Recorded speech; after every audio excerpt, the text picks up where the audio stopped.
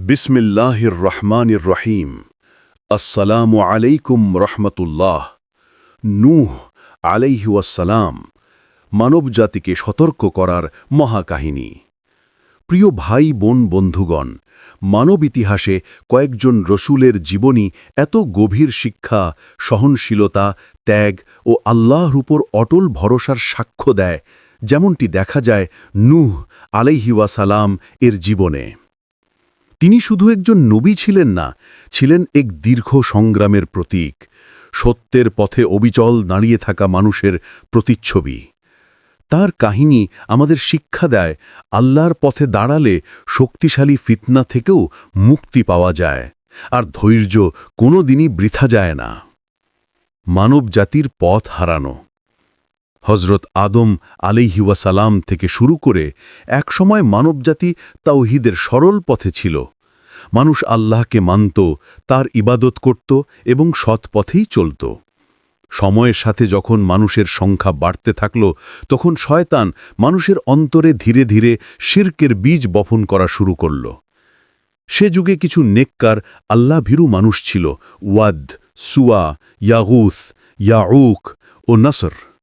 তারা যখন মারা গেল, শয়তান মানুষকে কানে কানে বলল, তাদের শ্রমণে তোমরা মূর্তি বানাও।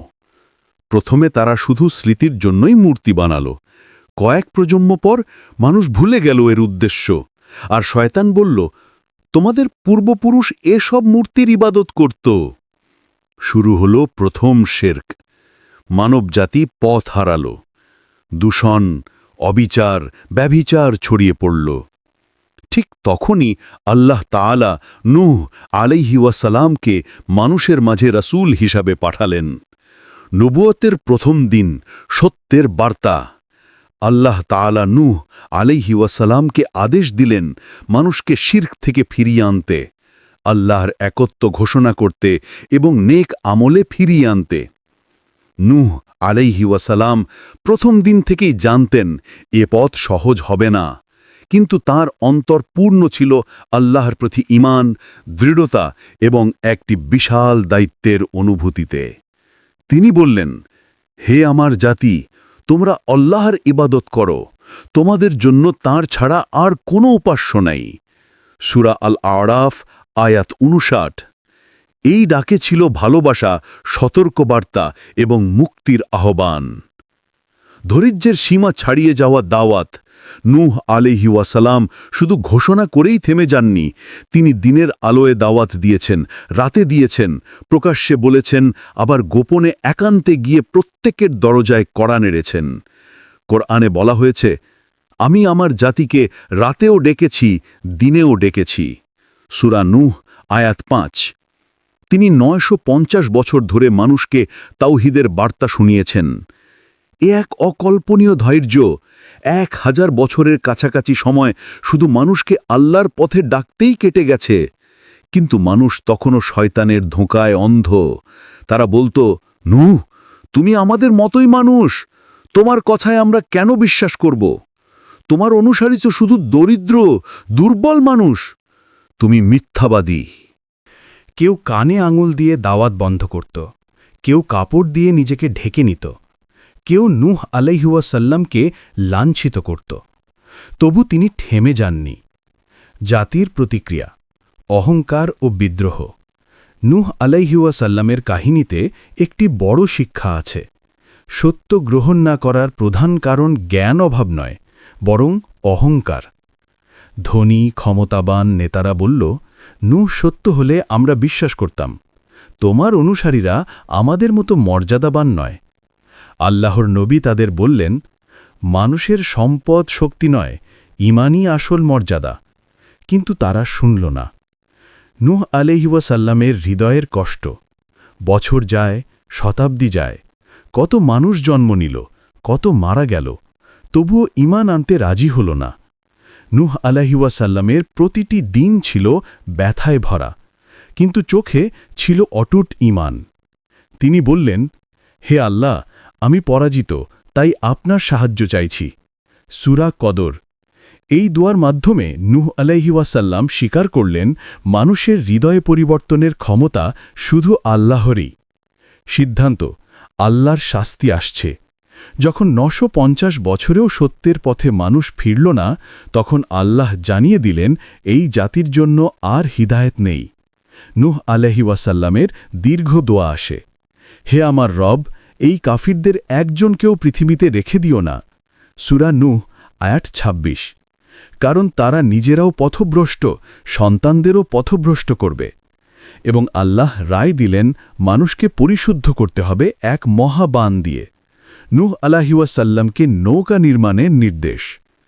একদিন আল্লাহ তাআলা নূহ আলাইহি ওয়াসাল্লামকে আদেশ করলেন, একটি বিশাল নৌকা তৈরি করো। এটি ছিল শুধু একটি নৌকা নয়, মানবজাতির নতুন অধ্যায়ের সূচনা। লিগ কাঠ, বিশাল কাঠামো, বহুস্তর, মহাজাহাজ বানানো শুরু হল। এটি এমন এক নৌকা ছিল যা আল্লাহর নির্দেশে নির্মিত। মানুষ জিন কেউই এমন নৌকা বানাতে পারেনি। কাফিরদের উপহাস ও ব্যঙ্গ। নূহ আলাইহি ওয়াসাল্লাম যখন মরুভূমিতে নৌকা বানাচ্ছেন, তখন লোকেরা হাসত, নূহ, মরুভূমিতে নৌকা? তুমি কি পাগল? আজ নৌকা বানাচ্ছ, কাল তোমাকেই ডুবিয়ে দেব। তাদের ব্যঙ্গ বিদ্রুপ সত্ত্বেও নূহ আলাইহি ওয়াসাল্লাম অসীম ধৈর্য ধরে কাজ করে গেলেন। তিনি শুধু এক উত্তর দিতেন, আজ তোমরা আমাদের নিয়ে হাসছ, কিন্তু একদিন আমরা হাসব, যখন শাস্তি তোমাদের কাছে আসবে। সূরা হুদ আয়াত 38। শুরু হল মহাবান। একদিন আল্লাহর প্রতিশ্রুতির সময় এসে গেল। আকাশ থেকে ঝরতে লাগল প্রবল বর্ষণ। পৃথিবীর নিচ থেকে উথলে উঠল উষ্ণ পানি, ফারাক্তান নূর। কোরআনে বলা হয়, চুল্লির মতো করে পানি বের হল। দুনিয়ায় আগে কখনো এমন পানি দেখা যায়নি। পাহাড়, গাছপালা, ঘরবাড়ি সব তলায় তলায় ডুবে যেতে লাগল। নৌকায় উঠল ঈমানদারগণ এবং পশু পাখি। নূহ আলাইহি ওয়াসাল্লামের নৌকায় ঈমানদার মানুষ, প্রত্যেক প্রাণীর জোড়া এবং তার পরিবার, কিন্তু তার স্ত্রী ও এক সন্তান অবিশ্বাসী ছিল। এভাবে নতুন পৃথিবীর বীজ সংরক্ষিত হল। নূহ আলাইহি ওয়াসাল্লামের ছেলের করুণ পরিণতি। সবচেয়ে হৃদয় বিদারক মুহূর্ত যখন পানি বাড়তে বাড়তে পাহাড় ঢেকে যায়, তখন নূহ আলাইহি ওয়াসাল্লাম দেখেন তার ছেলে ইয়াম বা কানান পাহাড়ে উঠে রক্ষা পেতে চাইছে। নূহ আলাইহি ওয়াসাল্লাম ডাকলেন, হে আমার ছেলে, আমাদের সাথে নৌকায় ওঠো। কিন্তু ছেলে অহংকারে বলল, আমি পাহাড়ে আশ্রয় নেব, পানি আমাকে ছুঁতে পারবে না। নূহ আলাইহি ওয়াসাল্লাম ব্যথিতা কণ্ঠে বললেন, আজ আল্লাহর আদেশ থেকে রক্ষার কোনো জায়গা নেই। এক ঢেউ এসে তাকে ডুবিয়ে দিল। এটি ছিল আল্লাহর রায়। ঈমান ছাড়া কেউ রক্ষা পাবে না। মহাবাণ শেষে জমিনে অবতরণ। মহাবন্যা বহুদিন চলল। শেষে আল্লাহ তাআলা বললেন, হে পৃথিবী, তোমার পানি শুষে নাও। হে আসমান, তোমার বর্ষণ থামাও। নায়েস্তা পার্বত্য অঞ্চলে জুদি পর্বতে নৌকা থামল। পৃথিবী নতুনভাবে পুনর্জন্ম নিল। নূহ আলাইহি ওয়াসাল্লাম সেজদায় পড়ে গেলেন। মানবজাতিকে আবার নতুনভাবে শুরু করার সুযোগ দেওয়ার জন্য আল্লাহকে শকর করলেন। নূহ আলাইহি ওয়াসাল্লামের উত্তরাধিকার, নতুন মানব সভ্যতা। নূহ আলাইহি ওয়াসাল্লামের সন্তানদের থেকেই পৃথিবীর নতুন মানুষ ছড়িয়ে পড়ল। তিনি মানুষকে তাওহীদের শিক্ষা দিলেন, সৎ পথে চলার শিক্ষা দিলেন। তাকে বলা হয় দ্বিতীয় আদম। নূহ আলাইহি ওয়াসাল্লামের কাহিনীর শিক্ষা: ১. ধৈর্যই সফলতার চাবিকাঠি। ৯৫০ বছর দাওয়াত। এ ধৈর্যের উদাহরণ কোথাও নেই। ২. পথভ্রষ্ট সমাজে একা দাঁড়ালেও সত্য ছাড়বেন না। সত্যের পথে কখনো সংখ্যাই মাপকাঠি নয়। ৩. পরিবারও যদি ভ্রান্ত পথে যায়, সত্যের পথে থাকতে হবে। নূহ আলাইহি ওয়াসাল্লামের স্ত্রী ও ছেলে পথভ্রষ্ট ছিল। এটি শেখায় ঈমান ব্যক্তিগত বিষয়। ৪. আল্লাহর সাহায্য কখনোই আসতে দেরি হয় না। অবশেষে আসলো বৃষ্টি, যা মুছে দিল জালিমদের। ৫. অহংকারী হিদায়েতের সবচেয়ে বড় বাধা। নূহ আলাইহি ওয়াসাল্লামের জাতি সত্য অস্বীকার করেছিল শুধুমাত্র অহংকারে। ৬. আল্লাহর সিদ্ধান্তের ওপরেই চূড়ান্ত। নূহ আলাইহি ওয়াসাল্লামের ছেলে হলেও তাকে রক্ষা করা হয়নি, আল্লাহর বিধান সবার ওপর সমান। 7 তাওহীদ ছাড়া মুক্তির কোনো পথ নেই। শিরককারী জাতি যতই শক্তিশালী হোক, একদিন নিশ্চিহ্ন হয়ে যায়। প্রিয় বন্ধু, নূহ আলাইহিওয়াসাল্লামের কাহিনী শুধু ইতিহাস নয়, এটি বিশ্বাস, সংগ্রাম, ধৈর্য এবং আল্লাহর উপর নির্ভরতার এক অনন্য কাহিনী, যে কাহিনী আমাদের জানায় অবশেষে বিজয় সত্যেরই হয়।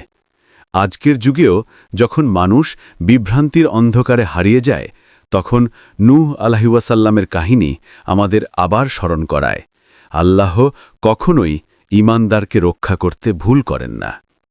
এ পর্বে বানজলের পরের সময়, মানবজাতির নতুন সূচনা, নূহ আলাইহিওয়াসাল্লামের দোয়া, শয়তানের নতুন কৌশল, তার শেষ জীবন এবং আমাদের জন্য শিক্ষাসমূহ বিস্তারিতভাবে আলোচিত হয়েছে। বানজলের পরে নতুন পৃথিবীর সূচনা। বন্যার পানি সরে যাওয়ার পর পৃথিবী নতুনভাবে শ্বাস নিল। দুনিয়ার ওপর থেকে জুলুম, অত্যাচার, ব্যভিচারের বোঝা সরে গেল, যেন পৃথিবী নিজেই পবিত্র হয়ে উঠল। আর এই নতুন পৃথিবীর প্রথম পা রাখলেন হযরত নূহ আলাইহিওয়াসাল্লাম এবং তার সাথে থাকা ঈমানদারগণ। এই পর্বে আমরা দেখব কিভাবে নূহ আলাইহিওয়াসাল্লাম মানবজাতিকে নতুন করে গড়ে তুললেন, কিভাবে তিনি আল্লাহর কাছে নতুন দোয়া করলেন, শয়তান আবার কিভাবে মানুষকে পথভ্রষ্ট করতে চেষ্টা করল, এবং নূহ আলাইহিওয়াসাল্লামের জীবনের শেষ অধ্যায়ে কি ছিল তার শেষ উপদেশ। 1 জুদি পর্বতে অবতরণ, নতুন যুগের সূচনা। বহুদিনের ভাসমান যাত্রার পর নূহ আলাইহিওয়াসাল্লামের নৌকা থামে জুদি পর্বতে। পৃথিবীর অগণিত স্থান পানিতে ডুবে গেলেও এ স্থান আল্লাহর হুকুমে নিরাপদ ছিল। নৌকা থামার পর নূহ আলাইহিওয়াসাল্লাম প্রথমেই সিজদায় পড়ে গেলেন। এই সিজদা ছিল শুধু শকরের নয়, এটি ছিল মানুষের নবজাত সভ্যতার প্রতি তার অঙ্গীকার। তিনি বললেন, সব প্রশংসা সেই আল্লাহর, যিনি আমাদেরকে জালিমদের দল থেকে রক্ষা করেছেন। সূরা মুমিনুন। তারপর তিনি তার সঙ্গীদের উদ্দেশ্যে বের হয়ে আসতে বললেন। মানুষ, পশু পাখি সবাই বেরিয়ে এলো নতুন পৃথিবীর বাতাস নিতে। 2 পৃথিবীর রূপান্তর ও নতুন জীবনযাত্রা। যখন বন্যার পানি সরে গেল, তখন পৃথিবী সম্পূর্ণ রূপান্তরিত হয়। নদীর ধারা বদলে গেল, পাহাড়ের রূপ পরিবর্তন হল, উপত্যকাগুলো নতুন রূপ নিল। নূহ আলাইহিওয়াসাল্লাম তার সঙ্গীদের উদ্দেশ্যে বললেন, এই পৃথিবী তোমাদের জন্য নতুন আমানত, এটিকে আল্লাহর দ্বীন অনুযায়ী গড়ে তোল। মানুষ তখন নতুন করে কৃষিকাজ শুরু করে, পশু পাখি আবার ছড়িয়ে পড়ে, মানুষের মধ্যে শ্রম, দোয়া, কৃতজ্ঞতা সবকিছু নতুনভাবে শুরু হয়। এগুলোই ছিল পৃথিবীর দ্বিতীয় সভ্যতার ভিত্তি। 3 নূহ আলাইহিওয়াসাল্লামের নতুন দাওয়াতি যুগ। বন্যা শেষ হয়ে গেলেও নূহ আলাইহিওয়াসাল্লামের মিশন শেষ হয়নি। তিনি জানতেন শয়তান আবার মানুষের মনে ফিসফিস করবে, আবার শিরক ছড়িয়ে দেবে। তাই নূহ আলাইহিওয়াসাল্লাম তার জাতির সামনে 3টি মূল শিক্ষা দান করালেন। 1 তাওহীদ, আল্লাহ এক, তার সাথী নেই। তার প্রথম কথাই ছিল আল্লাহর ছাড়া আর কারো ইবাদত করো না। 2 আমানতদারি, পৃথিবী আল্লাহর দেওয়া আমানত। তিনি বলেন, পৃথিবী তোমাদের বসবাসের জায়গা, কিন্তু মালিক আল্লাহ। 3 ন্যায় বিচার, জুলুমের শাস্তি কখনো মাফ হয় না। নূহ তাদের পূর্ববর্তী জাতির উদাহরণ দেখিয়েছেন এবং সতর্ক করেছেন। এই দাওয়াতের মাধ্যমে নতুন প্রজন্ম আবার ঈমানের চেন জুড়ে নিল। 4 আল্লাহর কাছে নূহ বিশেষ দোয়া। বন্যার পর নূহ আল্লাহর কাছে একটি গভীর দোয়া করেন, হে আমার রব, আমাকে, আমার পরিবারকে এবং পৃথিবীর সকল মুমিনকে ক্ষমা করুন। এই দোয়ার মধ্যে ছিল নিজের জন্য রহমত, পরবর্তী প্রজন্মের জন্য দোয়া, ভবিষ্যৎ মুসলিম উম্মার প্রতি ভালোবাসা। আর তিনি বলেছেন, যে তোমার ঘরে ঈমান নিয়ে প্রবেশ করবে তাকে তুমি রহমত দিও। এই দোয়া আমরা আজও পাঠ করি। 5 শয়তানের নতুন কৌশল, ইতিহাসের পুনরাবৃত্তি। বন্যার পর মানুষের সংখ্যা বাড়তে থাকে। নূহ আলাইহিওয়াসাল্লামের দাওয়াত, আমল, ত্যাগ সবকিছু অনুসরণ করা হয়। কিন্তু কিছু সময় পরই শয়তান আবার নতুন পদ্ধতিতে মানুষকে ধোঁকা দিতে শুরু করে। শয়তানের কৌশল ছিল নতুন রূপে। কিন্তু উদ্দেশ্য একই, শিরক, ব্যভিচার ও জুলুম ছড়িয়ে দেওয়া। শয়তানের নতুন ধোঁকা। ১. মানুষকে পূর্বপুরুষদের অতিরিক্ত সম্মান করতে শেখানো। এরা ছিল নূহ আলাইহিসসালামের সহচর, এরা বিশেষ মানুষ। ২. তাদের কবর বড় করে তৈরি করতে উৎসাহ দেওয়া। ৩. অবশেষে কবরের পাশে ইবাদত শুরু করানো। এভাবেই শিরক আবার পৃথিবীতে ফিরে আসে, তবে এবার ধীরে ধীরে, নীরবে, মানুষের অজান্তে। কিন্তু নূহ আলাইহিসসালামের জীবদ্দশায় শিরক বড় আকার ধারণ করতে পারেনি। তার দাওয়াত মানুষকে বারবার মনে করিয়ে দিত, আল্লাহ ছাড়া কোনো উপাস্য নেই। ৬. নূহ আলাইহিসসালামের পরিবার ও সন্তানদের দায়িত্ব। নূহ আলাইহিসসালামের ৩ ঈমানদার ছেলে ছিলেন, শাম, হাম এবং ইয়াফিস। পৃথিবীর সমস্ত জাতির বংশধর এই ৩ ছেলের থেকেই বিস্তার লাভ করে। এজন্য তাকে বলা হয় আদম আস-সানি, দ্বিতীয় আদম। প্রত্যেককে তিনি আলাদা আলাদা দায়িত্ব দিলেন। শাম আধ্যাত্মিক দিক, দাওয়াত, সৎপথে নেতৃত্ব। হাম কৃষিকাজ, ভূমি পরিচালনা। ইয়াফিস নির্মাণ শিল্প, ভ্রমণ ও নতুন ভূখণ্ডে বিস্তার। এই ৩ শাখা থেকেই পৃথিবীতে আলাদা আলাদা জাতি গড়ে ওঠে। ৭. পৃথিবীতে প্রথম আইন ও ন্যায়ের ব্যবস্থা। নূহ আলাইহিসসালাম আল্লাহ নির্দেশে একটি মৌলিক ইসলামী সমাজ ব্যবস্থা গড়ে তুলে দেন। ১. হত্যা, কঠিনতম অপরাধ। কারণ পূর্ববর্তী জাতিতে হত্যা ও অরাজকতা ব্যাপক ছিল। ২. ব্যভিচার, কঠোরভাবে নিষিদ্ধ। কারণ বন্যার আগে এই অপরাধ সমাজকে ধ্বংস করে ফেলেছিল। ৩. মদ্যপান নিষিদ্ধ। এটি মানব সভ্যতিকে দুর্বল করে। ৪. চুরি ও জালিয়াতি, কঠোর শাস্তিযোগ্য। কারণ নতুন পৃথিবী শুদ্ধতার ওপরে দাঁড়াবে। এই আইন মানুষকে শৃঙ্খলা ফিরিয়ে দেয়। ৮. নূহ আলাইহিসসালামের পুনঃদাওয়াতের সংগ্রাম। মানুষ যখন আবার নতুন জীবনযাত্রায় অভ্যস্ত হল, নূহ আলাইহিসসালাম আবার দাওয়াত শুরু করলেন। তিনি বললেন, হে আমার জাতি, তোমরা আল্লাহকে ভয় করো, কারণ তোমাদের পর প্রজন্ম তোমাদের অনুসরণ করবে। তার দাওয়াত বার্তাগুলো ছিল: ১. আল্লাহ রহমতের দরজা সবসময় খোলা। ২. কৃতজ্ঞতা মানব সভ্যতার ভিত্তি। ৩. আল্লাহ নেয়ামত ভুললে ধ্বংস আসে। ৪. আল্লাহ দিকে ফিরে গেলে বরকত আসে। নূহ আলাইহিসসালামের সময়ই নতুন সভ্যতার মজবুত ভিত্তি তৈরি হয়। ৯. নূহ আলাইহিসসালামের শেষ উপদেশ ও জীবনের শেষ অধ্যায়। নূহ আলাইহিসসালাম শতাধিক বছর বেঁচে ছিলেন।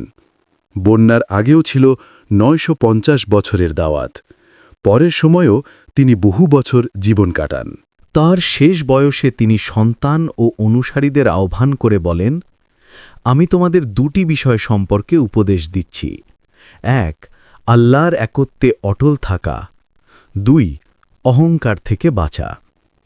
তিনি আরও বললেন, যদি আল্লাহ তোমাদের সাহায্য করেন, তোমাদের শত্রুরা কিছুই করতে পারবে না। আর যদি তোমরা আল্লাহকে ভুলে যাও, তোমরা নিজেরাই নিজেদের ধ্বংস করবে। এই উপদেশগুলোই মানব সভ্যতার মূল নীতি হয়ে যায়। শুধু তার নিজের জাতির জন্য নয়, আজকের মুসলিম উম্মাহ এই শিক্ষা অনুসরণ করে। ১০. নূহ আলাইহিওয়াসাল্লামের দুনিয়া ত্যাগ। যখন তার সময় পূর্ণ হল, তিনি শান্ত সুন্দর এক ভোরবেলায় দুনিয়া ত্যাগ করেন। তার মৃত্যু ছিল আল্লাহর নিকটকার একজন নবীর মতো শান্তিপূর্ণ। তিনি দুনিয়া থেকে চলে গেলেও রেখে গেলেন ঈমানের বীজ, দাওয়াতের পথ, তাওহীদের ভিত্তি, ধৈর্যের ইতিহাস, মানব সভ্যতার দ্বিতীয় সূচনা। নূহ আলাইহিওয়াসাল্লামের কাহিনীর দ্বিতীয় পর্ব আমাদের জন্য শিক্ষা। ১. আল্লাহ চাইলে ধ্বংসের পরও নতুন শুরু হয়। মানুষের পরিকল্পনা ব্যর্থ হলেও আল্লাহর পরিকল্পনা কখনো ব্যর্থ হয় না। ২. নতুন পৃথিবী পেতে হলে পুরনো পাপ ত্যাগ করতে হয়। যেমন আল্লাহ নূহ আলাইহি ওয়াসাল্লামের জাতিকে ধ্বংস করে নতুন জীবন দিলেন। ৩ পরিবার ঈমানের গ্যারান্টি নয়। নূহ আলাইহি ওয়াসাল্লামের ছেলে ডুবে গেল, এটি দেখায় ঈমান ব্যক্তিগত দায়িত্ব। ৪ শয়তান কখনো হাল ছেড়ে দেয় না।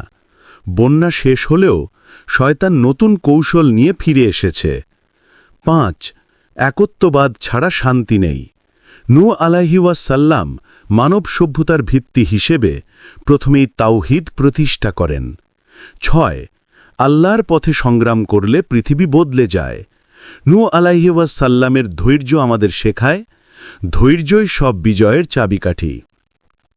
অতএব বন্ধুগণ, নূহ আলাইহি ওয়াসাল্লামের কাহিনী শুধু বন্যা বা নৌকার গল্প নয়, এটি ধৈর্য, আশা, ঈমান, আল্লাহর ওপর ভরসা এবং মানব সভ্যতার দ্বিতীয় জন্মের এক বিস্ময়কর ইতিহাস। এই গল্প আমাদের মনে করিয়ে দেয়, আল্লাহ যত কঠিন অবস্থা দেন ততই নতুন শুরু করে দেন। হে আল্লাহ, আমাদের ঈমানি শক্তি দান করো।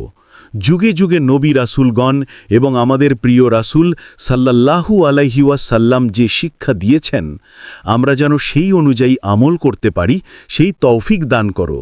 আমিন ইয়া রাব্বাল আলামিন।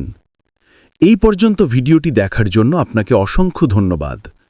ভালো লাগলে লাইক, শেয়ার এবং ফলো দিয়ে উৎসাহিত করবেন এবং সাবস্ক্রাইব করে পাশে থাকবেন, যাতে এই ধরনের ভিডিও আপনাদের কাছে পৌঁছে দিতে পারি। এই রকম ভিডিও দেখে আমরা অন্তরাত্মাকে পরিশুদ্ধ করতে পারি। আসসালামু আলাইকুম ওয়া রাহমাতুল্লাহি ওয়া বারাকাতুহু।